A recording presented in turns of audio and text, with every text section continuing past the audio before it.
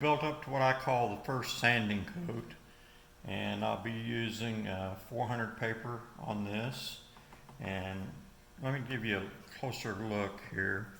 You can still see some pores in the grain, but you also notice some stuff sticking up out of the grain, and that's where the grain is raised. And I try to leave that in there sometimes. I think it adds some depth, although most of it's going to be cut down flat back to the wood. And what I'm going to do is I'm going to de-whisker it basically by taking off those, and there will be those holes you see in the pores will still be left and be filled in by subsequent quotes. So just using regular 400 grit and wet sanding in a circular motion, trying to be careful to get up to the masking, but not get water on the masking. I don't want to remask every time I have to go through a sanding coat because there's several of them, and masking can be kind of a pain. And it doesn't take long for the 400 grit to do its job. And what I'm looking for is when I wipe that down, for there to be the appearance of a haze over the entire part where it's been sanded. And it's not really a haze, it's just where the top of the shiny part has been cut off. And you can see I'm not quite there yet. I've got some distance to go with the 400, so we'll keep going. This is not a new sheet, so I don't expect it to cut like a new sheet. Now, even though this back here, from this point back, does not show on this stock, because we have the buttstock portion comes up and telescopes over it in this design of recoil reducer. But I still like it to look nice, so I'll cut it down and put almost the same shine on it that I would the rest of the wood. Perhaps spending maybe a little less time in the very, very, very, very last finish coats, but normally trying to keep it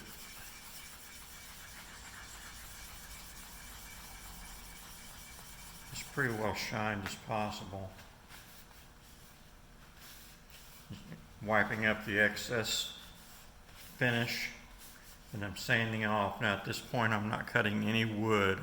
All I'm cutting is back down the wood, the finish back down to the wood, excuse me. And so I'll go over the whole thing like this, then I'll come back and pick out some specific areas that I don't like the looks of, and we'll redo them again. Doesn't take long, especially at this stage. Now, even though the paper is overlapping my masking, my finger is not going past that masking line, so there's no pressure on that.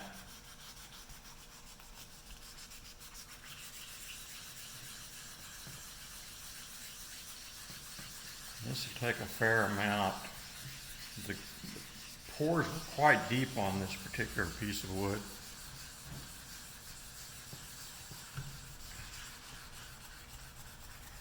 And so I knew that going in, but it was a stock that I had that had already been cut up and brutalized for other purposes. And so, in fact, you can see where I had to glue the comb back onto it in that one spot, and didn't get, I tried a new glue and did not get anywhere near the color match that the manufacturer said I would.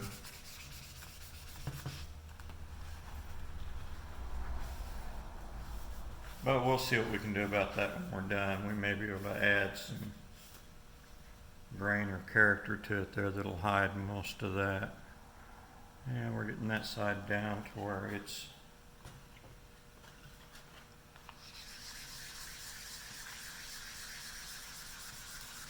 pretty well.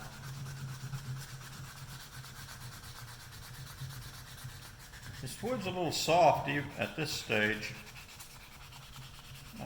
It's easy to scratch it against what you're sanding against. I normally put a big Turkish towel in my lap and sand in my lap on the Turkish towel. And that seems to eliminate any of the little, all at once a scratch appears and you have no idea where it came from. Well, it more than likely came from the table you were sanding on or whatever else you were sanding on. And you did it when you were turning the wood, or when you're sanding and the wood was oscillating backwards and forwards or something of that nature. And so basically you did it. And so by sanding on that Turkish towel, I eliminate that possibility from happening. But me sanding on my Turkish towel in a video does not make for a very good video, so I figured we'd do it this way. Now, even though the grain runs this way, since I'm not sanding the grain, I can get by with sanding across the grain.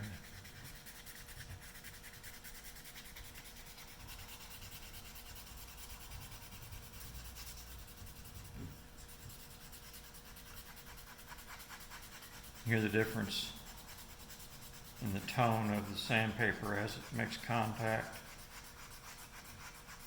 with areas that need more and areas that are getting filled. It'll be a totally different sound the next time this is sanded. It'll be more like that sound than that rough sound that you just heard up there on the inletting for the pouring for the iron.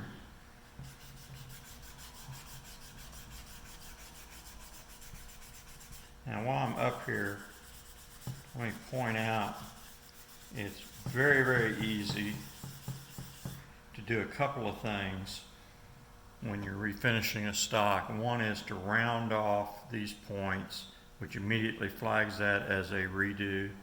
The other thing is for you to allow it to get finish on this outside here, especially inside the tang area. And essentially what happens is when you go to put that wood back together, it doesn't want to fit because there's not as much space there for it as there was when you started. So you've got to be cognizant of that. And even though there is some finish applied in these areas, if you just applied finish up to that there and stopped, it would probably crack from the edge. So even though there's some finish applied, you want to make sure it gets sanded back flat. And so basically we're wiping everything back down at this point. Any white areas are basically finish that have to be wiped back off. And what you're hoping is to see a minimum of little bitty white dots that represent the pores of the wood. And you see where I actually sanded through the finish I've applied in a couple of these areas, and that's okay. Subsequent passes are going to take care of that for me. That's the nice thing I like about this method. The polyurethanes and stuff like that show rings, and when you sand through, and they just cause some other problems. I like a poly finish, and especially if you can get it nice and thin and in the wood. But there are some hazards to applying a poly finish that you just don't get with an oil finish. Now see, these are two pores, or two small dents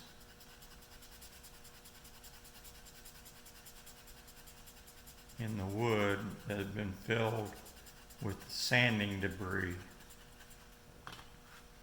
and finish. And so what I want to do is I want to sand those out and wipe those out. And catch them now while it's easy. Okay, that'll catch that one. So this is what we're left with. Well, we can do a little bit more up here. I'm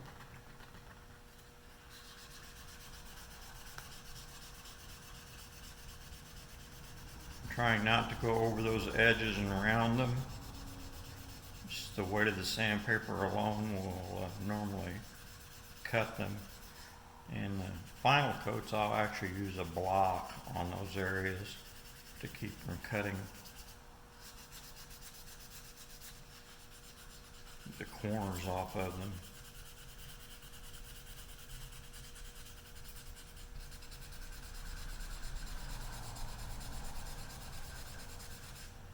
Let's see what this takes a look like now.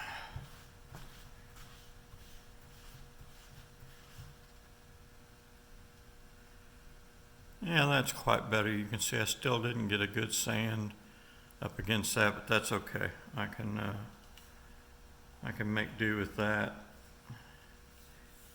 And you see some miscellaneous sanding dust alongside the tape and the grooves and stuff. I take a small bristle brush and I'll brush that out before I apply my next coat. Same thing over here on this side of the head.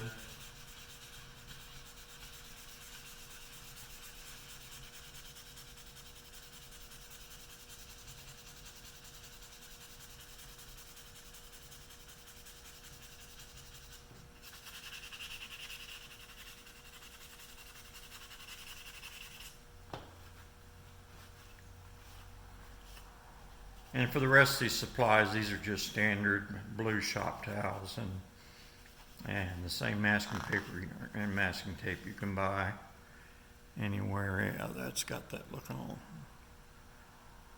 a lot better. Let's get that debris wiped out of those pores though. So now it lets me see where my deeper pores are, and I can go get started on them. I can see some now that it is drying. I've got some down here that I'll have to go touch up with sandpaper to get out.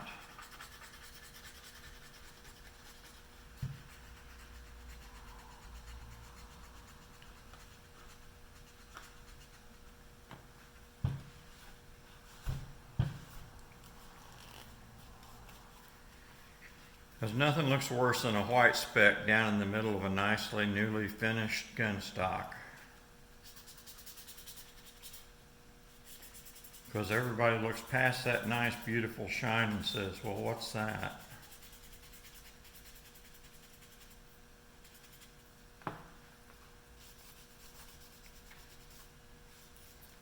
Okay, so that's a little look at the first sanding.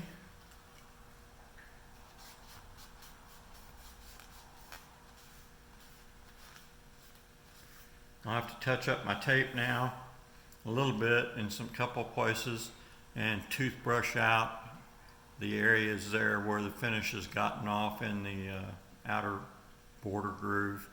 But that is ready for more finish to be applied, and we'll see what happens in the next step, I suppose.